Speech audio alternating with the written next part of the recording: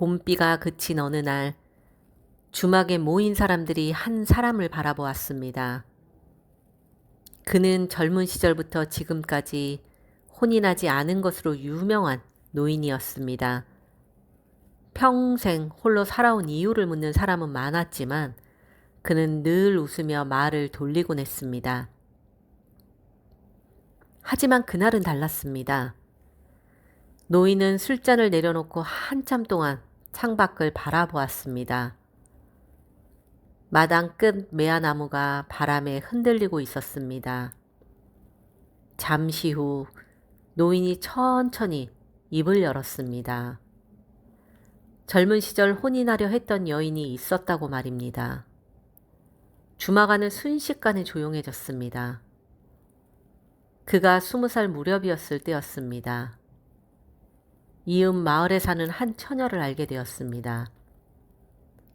처녀는 이름난 미인도 아니었고 양반집 규수도 아니었습니다. 하지만 사람을 만나면 늘 눈을 마주보며 웃는 버릇이 있었습니다. 선비는 그 웃음을 좋아했습니다. 장에 가는 날이면 일부러 먼 길로 돌아갔고 우물가에 갈 일도 없으면서 물동이를 들고 나갔습니다. 혹시라도 그녀를 한 번 더 보기 위해서였습니다. 처녀 역시 그런 선비의 마음을 모를 리 없었습니다. 둘은 계절이 바뀔수록 자연스럽게 가까워졌습니다. 봄에는 산길을 걸었고 여름에는 냇가에 앉아 이야기를 나누었습니다. 가을에는 함께 장터를 오갔고 겨울에는 멀리서 안부를 묻는 것만으로도 하루가 즐거웠습니다. 마을 사람들은 둘이 언젠가 혼이 나게 될 것이라 믿었습니다. 하지만 세상 일은 늘 뜻대로 흘러가지 않았습니다. 처녀의 집안은 생각보다 넉넉했습니다. 반면 선비의 집안은 가난했습니다. 처녀의 아버지는 두 사람의 관계를 알게 되자 단호하게 말했습니다. 가난한 집안으로는 딸을 보낼 수 없다는 것이었습니다. 시간이 지나면 마음이 바뀔 것이라 생각한 사람도 많았습니다. 하지만 끝내 그의 뜻은 변하지 않았습니다. 결국 처녀는 먼 고을에서 장사를 하던 상인에게 시집가게 되었습니다. 혼인 날짜까지 정해지고 그 소식을 들은 선비는 며칠 동안 집 밖으로 나오지 않았습니다. 무엇을 해야 할지도 몰랐고 무엇을 바꿀 수도 없었습니다. 혼인 전날 저녁, 두 사람은 마을 뒷산에서 마지막으로 만났습니다. 바람만 조용히 불고 있었습니다. 둘은 한참 동안 아무 말도 하지 못했습니다. 그러다 처녀가 먼저 입을 열었습니다. 이제 저를 잊으셔야 합니다. 선비는 아무 말도 하지 못했습니다. 처녀는 흐르는 눈물을 감추며 애써 말했습니다. 좋은 분 만나셔야 해요. 선비는 잠시 고개를 숙였습니다. 하지만 끝내 아무 대답도 하지 못했습니다. 해가 산 너머로 사라질 무렵 처녀는 천천히 돌아섰고 선비는 그 모습을 끝까지 바라보았습니다. 그것이 그 두 사람의 마지막이었습니다. 다음 날 처녀는 다른 고을로 떠났습니다. 그리고 두 사람의 인연도 그렇게 끝난 것처럼 보였습니다. 처녀가 떠난 뒤 선비는 공부에만 매달렸습니다. 사람들은 과거에 급제하기 위해 그런 줄 알았지만 사실은 달랐습니다. 무언가에 몰두하지 않으면 자꾸만 그녀가 떠올랐기 때문입니다. 그렇게 세월은 빠르게 흘러갔습니다. 10년, 20년, 30년.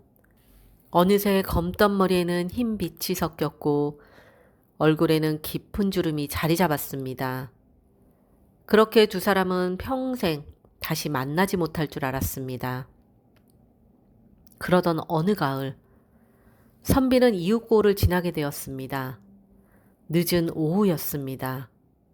시장 한쪽에 있는 작은 국밥집으로 들어갔습니다. 손님이 거의 없는 한산한 시간이었고 선비는 창가에 앉아 국 한 그릇을 주문했습니다. 잠시 후 음식을 들고 나온 여인이 걸음을 멈추었습니다. 선비 역시 숟가락을 들다 말고 고개를 들었습니다. 둘은 그대로 움직이지 못했습니다. 수십 년이라는 시간이 흘렀지만 서로를 알아보는 데는 단 한순간이면 충분했습니다. 젊은 시절 헤어졌던 바로 그 처녀였습니다. 그녀 역시 세월을 비껴가지 못했습니다. 휘어진 머리카락과 깊어진 주름이 지나간 시간을 말해주고 있었습니다. 하지만 눈빛만큼은 여전히 그대로였습니다. 잠시 후 둘은 마주 앉았습니다. 여인이 선비를 바라보며 많이 변하셨다고 이야기를 건넸습니다. 선비는 옅게 웃었습니다. 두 사람은 오랜 세월의 이야기를 나누었습니다. 떠나간 사람들의 이야기, 그동안 살아온 이야기, 그리고 지나간 계절들의 이야기. 그러던 중 선비는 그녀의 지난 삶에 대해 듣게 되었습니다. 여인의 남편은 오래전에 세상을 떠났다고 했습니다. 혼인한 지 몇 년 지나지 않아 병을 얻었고 결국 세상을 떠났다는 것이었습니다. 자식들은 모두 장성하여 각자의 삶을 살고 있었습니다. 지금은 혼자 국밥집을 지키고 있다고 했습니다. 선비는 조용히 고개를 끄덕였습니다. 잠시 뒤 여인이 물었습니다. 선비님은 자손이 많으시겠네요.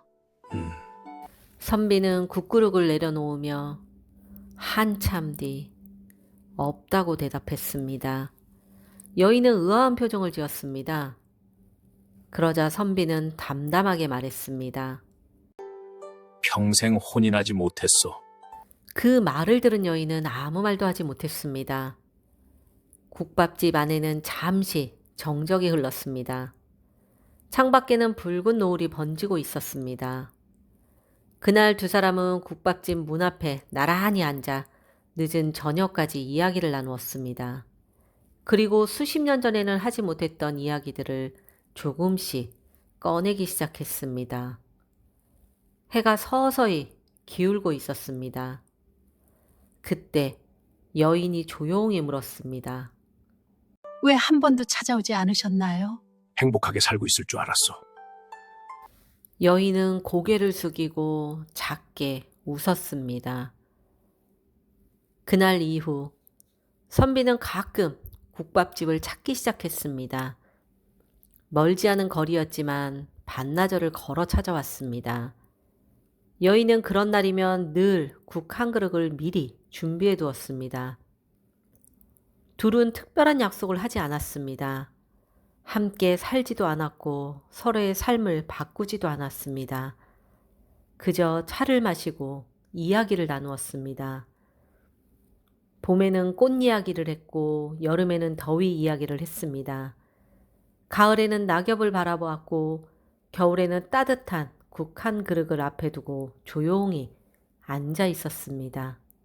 그러던 어느 날 여인이 차를 따르며 말을 꺼냈습니다. 만약 그때 하지만 끝내 말을 잇지 못했습니다. 선비는 찻잔을 내려놓으며 처음으로 마음속의 말을 꺼냈습니다. 나는 지금도 그날을 후회하오. 여인도 그 날을 후회한다고 그를 바라보며 조용히 말했습니다. 그날 둘은 한참 동안 아무 말 없이 차를 마셨습니다. 그렇게 몇 해가 흘러갔습니다. 어느 날 선비가 국밥집에 도착했을 때 문이 굳게 닫혀 있었습니다. 마을 사람들은 여인이 며칠 전 세상을 떠났다고 말했습니다. 선비는 아무 말도 하지 못했습니다. 그리고 곧장 장례가 치러지는 곳으로 향했습니다. 마을 사람들은 낯선 노인이 먼 길을 걸어와 장례 내내 자리를 지키는 모습을 보았습니다. 노인은 누구보다 늦게까지 남아 있었습니다. 관이 나가는 순간에도 조용히 뒤를 따랐습니다. 그리고 마지막 순간 품속에서 적어둔 종이 한 장을 꺼내 관 위에 올려두었습니다. 장례가 끝난 뒤 한 사람이 그 종이를 펼쳐보았습니다. 그 안에는 짧은 문장 하나만 적혀 있었습니다. 이번에는 너무 늦지 않았기를. 노인은 끝까지 무덤 앞에 머물렀습니다. 사람들이 모두 돌아간 뒤에도 쉽게 자리를 떠나지 못했습니다. 그리고 얼마 지나지 않아 선비 역시 세상을 떠났다는 소식이 전해졌습니다. 마을 사람들은 뒤늦게 알게 되었습니다. 선비가 평생 혼인하지 않았던 이유를요. 늙어서까지 먼 길을 오가며 국밥집을 찾았던 이유는 모두 한 사람 때문이었다는 것을 말입니다. 오늘의 이야기는 여기까지입니다. 오늘의 이야기를 들으신 여러분들은 어떻게 생각하시나요? 만약 여러분이라면 30년 만에 다시 만난 첫사랑에게 어떤 말을 건네셨을까요? 여러분들의 생각이 궁금합니다. 그리고 이런 야담과 옛 이야기가 좋으셨다면 구독과 좋아요도 부탁드립니다.